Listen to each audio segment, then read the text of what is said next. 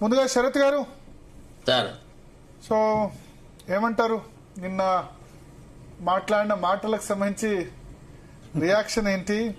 Plus ఇవాళ కొంత ఆ ప్రస్తావన తీసుకురాలేదు, జాతిపితకు సంబంధించిన ప్రస్తావన. సింపుల్ సార్, భరత్ గారు శరత్ గారు పీకిన క్లాస్ కి రేవంత్ రెడ్డి గారిలో కదలికి వచ్చి అంత పెద్దవాళ్ళే కదా ముఖ్యమంత్రి మాట్లాడడం కాదు, కానీ అట్లీస్ట్ సముద్రంలో నీటి బొట్టు అంతా అంతే కదా. సమాజంలో మంచి మార్పు కోసం ప్రయత్నం చేసే దానిలో రాజకీయాలు బాగుండాలి, తిట్ల రాజకీయం ఉండకూడదు. సముద్రంలో నీటి బొట్టుకి చాలా విలువ ఎక్కువ ఉంటుంది సార్, ఎందుకంటే సముద్రం నీరు ఎందుకు ఉపయోగపడదు కదా. సార్ మాట్లాడచ్చా? చెప్పండి సార్. ఇప్పుడు మేము చిన్నప్పుడు డాక్టర్ వానమామలయ్య వరదాచార్యులు అనేవారు ఒక గొప్ప తెలుగు కవి. ఆయన మా తెలుగు పండిట్ సార్. మాకు ఆయన చాలా నీతి పద్యాలు చెప్పేవాడు. ఒక పద్యం నాకు ఎప్పుడు హత్తుకుపోయింది ఏంటంటే, నేను ఎప్పుడు ఆలోచిస్తా ఉంటానట, అంటే ఉచ్చమైన స్థానాల్లో ఉండి నీచంగా ప్రవర్తించే వాళ్ళ గురించి ఆ సుమతి పథకం ఏం చెప్తుందంటే, ఎంత చదువు చదివి ఎన్ని విన్నను గాని హీనుడవ గుణంబు మానలేడు, బొగ్గు పాల కడుగ పోవునా మలినంబు విశ్వదాభిరామ వినురవేమ అని.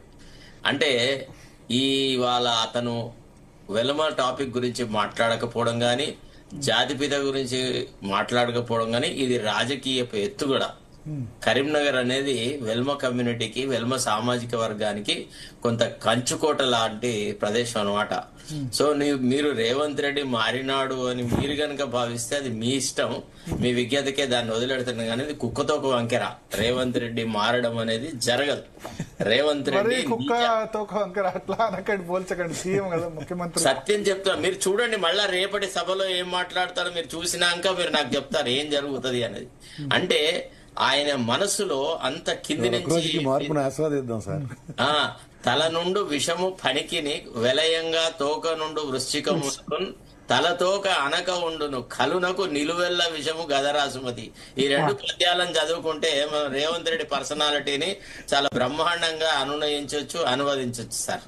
విన్నరా? మీరు చూడండి, మళ్ళీ రేపు ఒక అవకాశం దొరికిన మరుక్షణము అట్లా మాట్లాడతాడు. ఇదంతా రాజకీయ కుచితం. ఈ రోజు జాతిపిత టాపిక్ తీయకపోవడం గాని, వెలుమ జాతి గురించి మాట్లాడకపోవడం గాని, అదంతా మనం చెప్పడం వల్ల రేవంత్ రెడ్డి ఇప్పుడు అక్కడ సభలో మాట్లాడకపోయినంత మాత్రాన, ఇప్పుడు నల్గొండలో మిర్యాలగూడలో మాట్లాడకపోయినంత మాత్రాన కరీంనగర్ లో ఉన్న వెలుమలు నిన్న అంతా చూడలేదా? ఆల్రెడీ మీటింగ్ పెట్టారు జగిత్యాల్లో.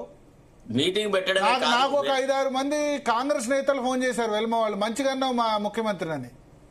మీకు ఒక విషయం చెప్పాలి, కాంగ్రెస్ లో ఉన్న వెల్మ నేతలు నాకు ఒక 5-6 ఫోన్ చేశారు, భరత్ గారు మంచిగా మా సీఎం ని చాలా ఎక్కువ చేస్తున్నాడు, ఇంతకు మొన్న కూడా అన్నాడని చెప్పి అన్నారు.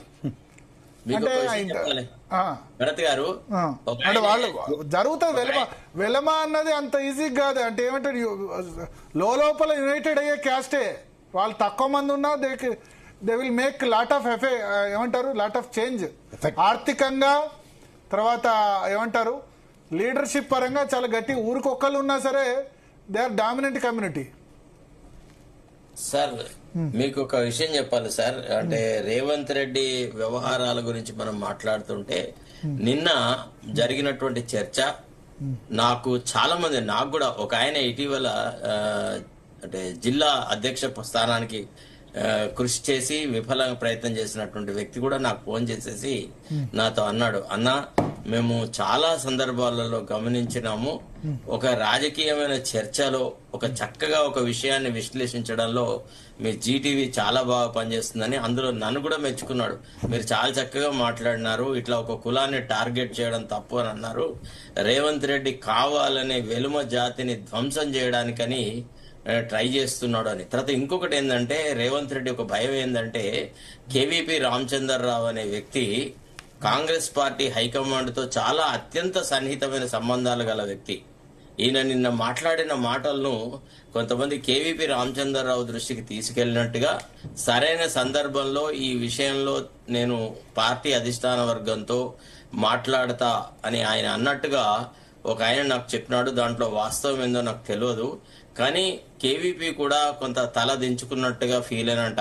అరే ఇతను ముఖ్యమంత్రి కావాలా అని, ఇతను ముఖ్యమంత్రి అయితే చాలా చురుగ్గా పనిచేస్తాడు అన్నటువంటి భావనతో నేను కూడా ఇతనికి మద్దతు ఇచ్చిన.